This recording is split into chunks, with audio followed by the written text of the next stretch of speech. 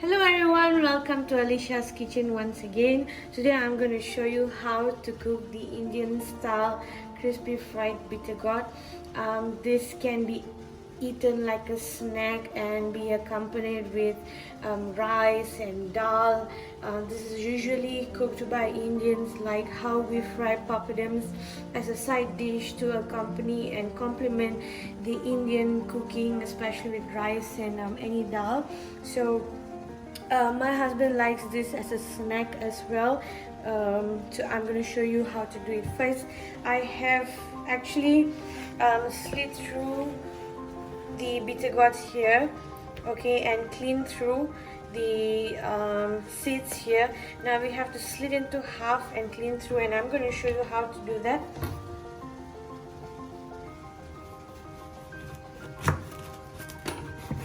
Now you have to slit through like this, and it's very important to choose this bittergourd in dark colors, okay?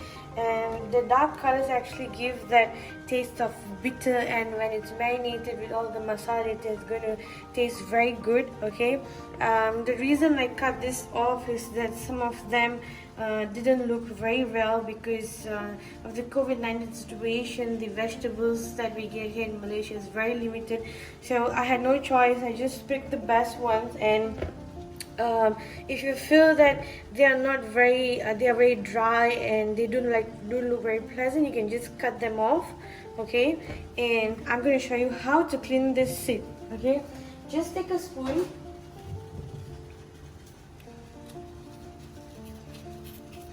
and scoop it out like that.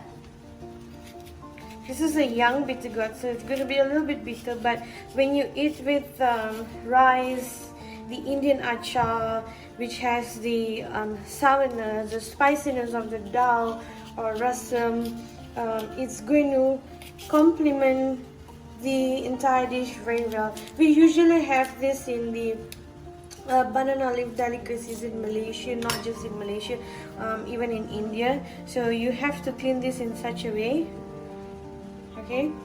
And we're gonna wash this and keep them aside. Now I have sliced them very thinly. Not I, my husband has helped me also to slice them because it's a very large quantity. It has to be very thinly sliced, not too thin.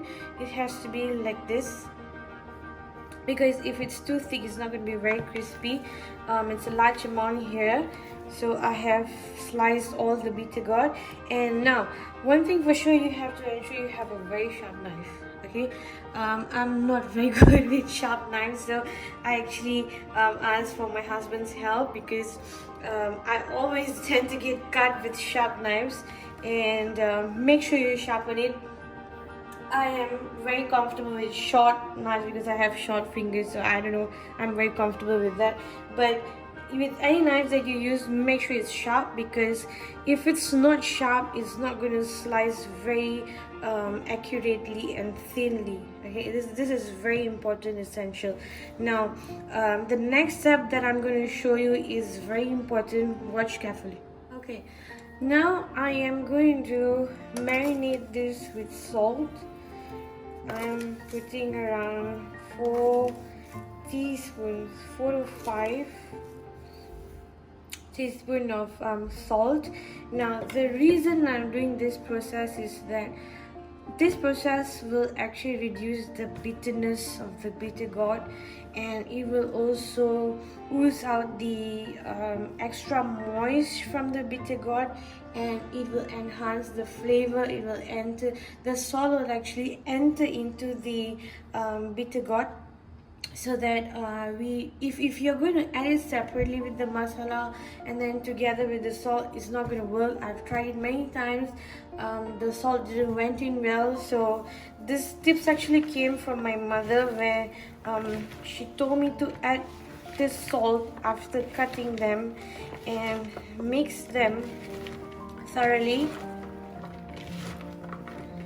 Make sure all the bittergourd is incorporated with salt. I'm sorry this bowl is a little bit small, but it's okay. just rub them through, rub them. It's okay, because when we don't want it to be soggy when we're frying it. So this step is important. It actually is part of the secret of making it crispy, making a very crispy bittergourd.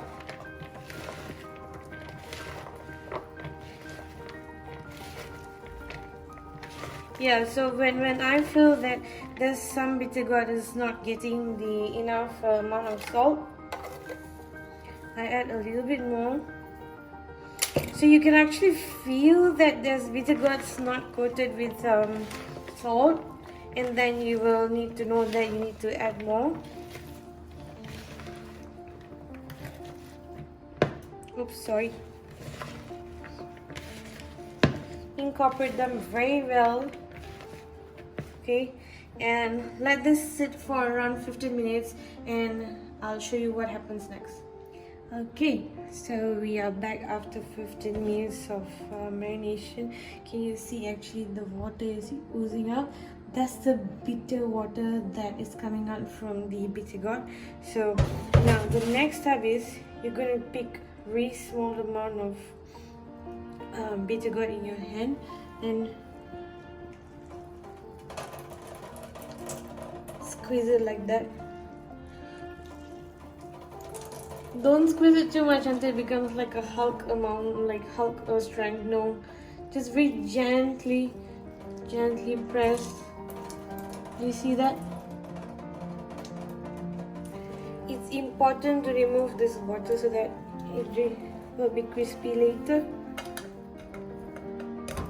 Okay, I'm gonna do it again. Okay, the amount of water. You don't need to add salt after this because the salt has actually entered. When you squeeze like this, the salt water is going into the bittergourd itself. Okay, I'm gonna do it last time, and then you can do it for the rest of the amount. Look at the amount of water. This is what actually makes the bittergourd soggy, so it's very important to do this so that it will remain crispy when you fry it later. Look at the amount of water. See, it's drier now. When you look at this one, you can see it's wet. I'm not sure that if my video shows clearly, but this is very dense, very moist compared to this one. So this is actually have the salt incorporated. When I taste it raw, it already has the salt in it, and the bitterness of the bittergourd has reduced. Let me continue with the rest and I'll come back to you. Okay, so I have squeezed all the water out. I didn't have the strength to squeeze so much, so I seek my husband's help to squeeze because he has better strength. Because I had to do it twice. When the first time I did, not all water went out, so we had to do a second time. Now, if you see carefully, the bittergourd has gone like transparent. Do you see in the center? Okay, so when you can see in the center, it has actually absorbed all the salt, and it's not wet. Okay, it is not wet at all, so that is going to maintain the crispiness and of the bittergourd. Now, key ingredients of the reason I have put in a big wok is that so that I can evenly distribute the masala. Okay, now we need turmeric powder. Any brand will be fine. We need fish curry powder or any curry powder that you have, chili powder, and also cornstarch. Now remember, this is a gluten-free recipe, so you don't need to worry about if I'm going to add any wheat flour or anything. No, it's totally gluten-free. And the last ingredient is the dry mango. This is very important to add the sourness. So we're going to balance up with the bitterness, saltiness, spiciness, and the sourness of dry mango. Now for the estimation of 6 to 7 medium to small to medium size Bittergourd, I can estimate of because normally I go by color when I mix later. That's 2 teaspoons already. 3, 4. Let's just stop there because we don't want to get it too dark. Let's just add 1 small teaspoon of curry powder.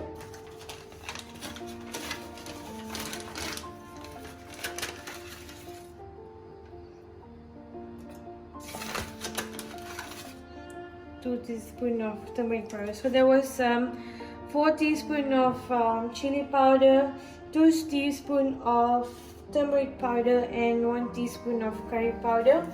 And let me just add a little bit of dry mango powder. This dry mango powder actually adds the tastiness and adds up to the sourness. Yep. 1 teaspoon is sufficient. So now I'm going to mix it thoroughly, and let's see if the color is the color that I want. If it isn't, I'm going to add more of masala. You see, it's not soggy at all. I think I'm definitely adding in more masala. Yep, this is not the color that I want.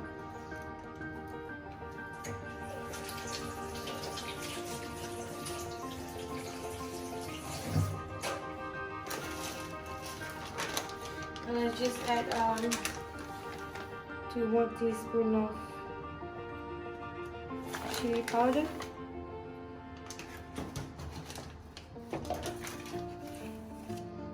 And 1 teaspoon of curry powder.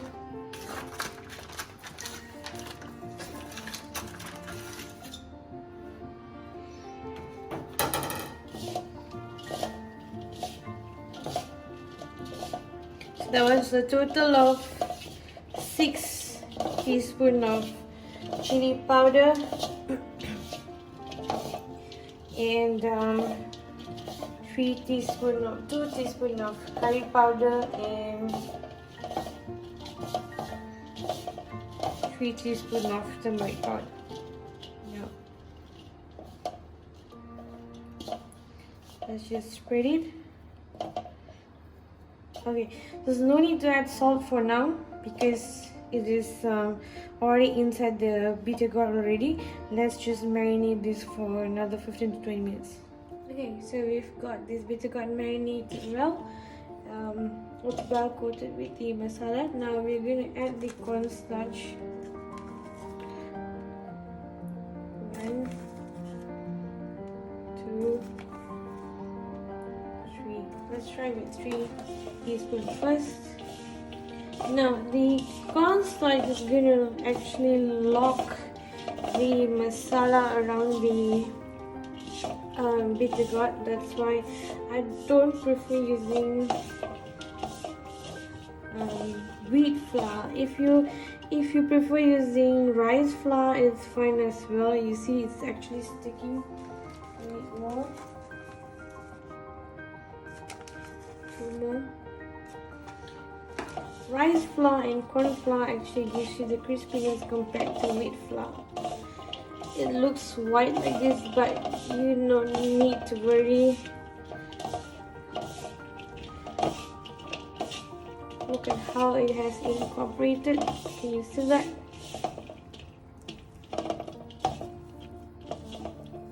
Yep. Even though it looks like it has vanished, but actually this thing is, the Bittergourd is actually coated with that corn flour, which is going to make it crispy. And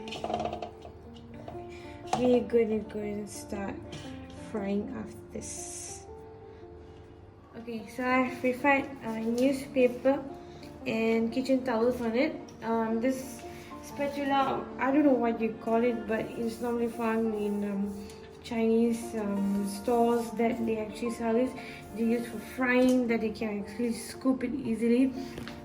We have a very hot oil here, reaching to the exact temperature that we are expecting, according to the amount of oil that you want, but make sure it needs to be the right temperature of hotness. It cannot be too warm, it cannot be too hot. It has to be the right temperature of hotness, so that the bittergourd will not actually absorb the oil. So if you're doing it at the right temperature, it's not going to be oily. The bittergourd will not actually absorb the oiliness. So let's just allow this to heat up for them. Yeah, as you can see, like worm-like thing moving inside. You should already know that it's already hot and it has reached the temperature. Don't worry about it sticking, because it will separate themselves.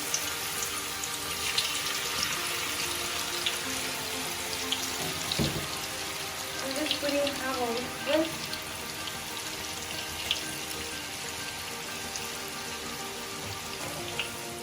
Okay, so after I put in, now the importance of this, I don't know what we call this, spatula or whatever. It's very important so that it doesn't break. It actually spreads that clumps of bittergourd, and you see, it doesn't stick. So you don't need to worry once it's in the oil. Separate it well. Slightly increase the fire and let it cook. Now you have seen that the bubble has reduced.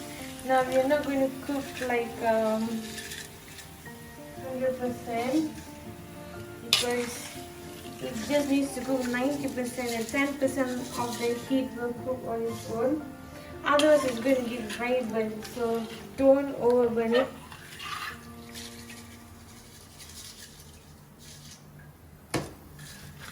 You see, it's already turning the color, and you can hear the crispiness. Can you hear that? Yep. Okay, so we have fried all the bittergourds now, and we have cooled on the kitchen towel now, and make sure you have a airtight container to contain this, and have it a base with the kitchen towel. Okay, if you don't have an airtight container, it's going to go very chewy in the means of time. Now let me just show you how crispy it is now. It's before you still airtight it, make sure it's cool. If you're going to still airtight it when it's hot, it's going to be very soggy in future. So let's just see this. I'm not sure if you can hear that, but it's super crispy. It's super crispy. It's so good. See, it's just snapping like that. So okay, I am tempted. Can I take one as well? Wow. I told you it's my husband's favorite. Wow, it's so good and so crispy. Thank you, my love. Yeah, It's so I good. told you it's his love it. favorite, and I have tried many ways, many recipes, and many trials and errors, and this is the best way I've actually found it to be crispy and nice. So I will leave the recipe in the description box in the best I could. If you would like to have more recipes from me, please subscribe in the button below, and thank you very much for watching, guys. And yeah, I thought he likes it as a snack.